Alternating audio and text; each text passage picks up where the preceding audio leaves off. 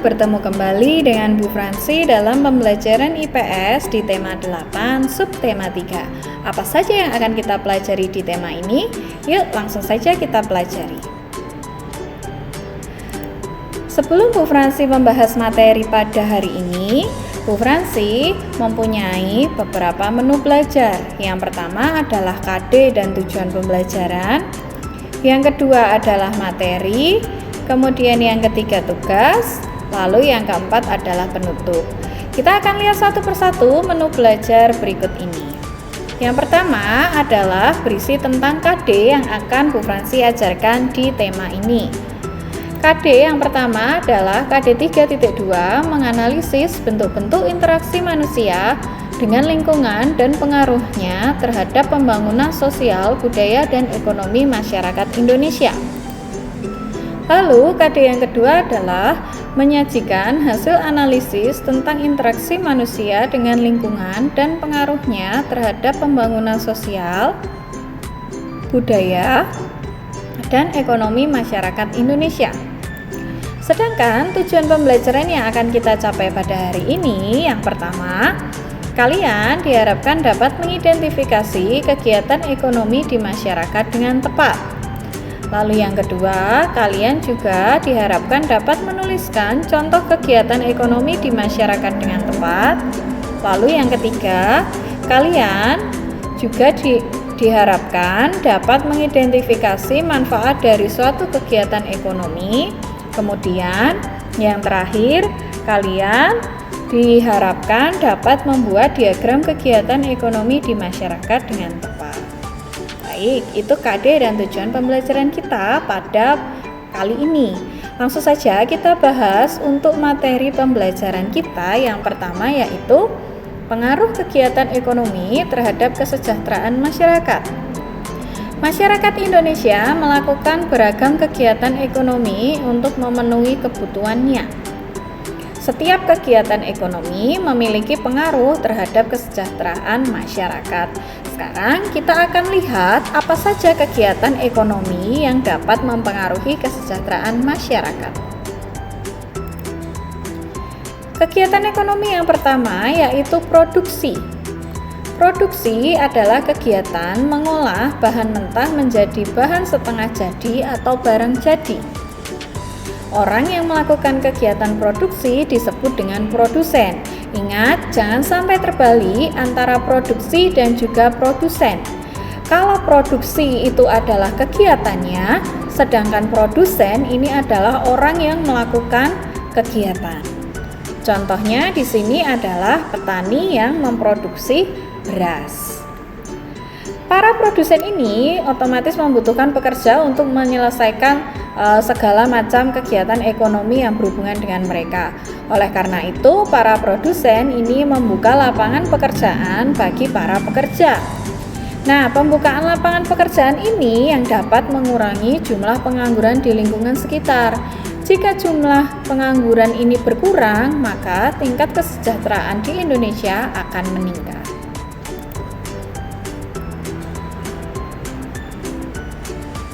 Kegiatan ekonomi yang kedua yaitu distribusi. Distribusi adalah kegiatan menyalurkan hasil produksi berupa barang dan jasa kepada konsumen. Orang yang melakukan kegiatan distribusi disebut dengan distributor. Contohnya adalah beras yang telah dipanen, disimpan dalam karung dan didistribusikan ke wilayah-wilayah.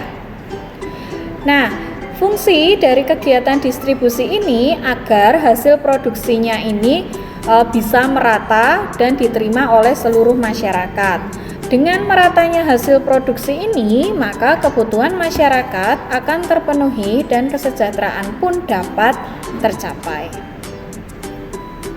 Lalu, kegiatan ekonomi yang ketiga yaitu konsumsi.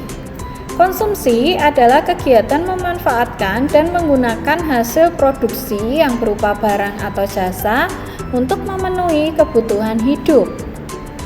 Masyarakat yang melakukan kegiatan konsumsi disebut dengan konsumen atau kita ini ya, kita yang sering membeli sesuatu atau menggunakan barang sesuatu itu maka kita disebut dengan konsumen.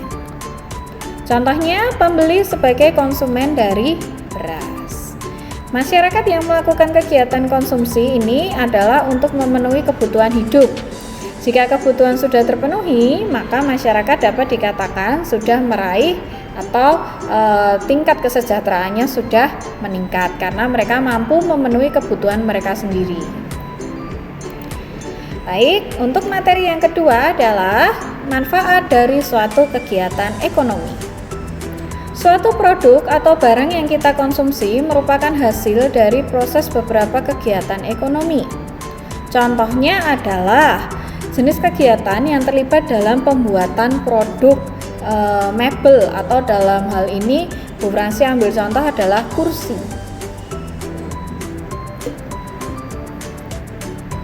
Kita akan lihat satu persatu prosesnya. Dari proses awal, nah di sini Bu Fransi berikan gambar dan keterangannya. Dari proses awal pembuatan kursi itu yang pertama, industri kayu memiliki peran sebagai penyedia bahan baku berupa kayu yang diperoleh dari hasil hutan. Jadi tidak kursi yang kalian pakai sehari-hari itu tidak langsung jadi kursi ya. Jadi proses awalnya itu dari industri kayu terlebih dahulu.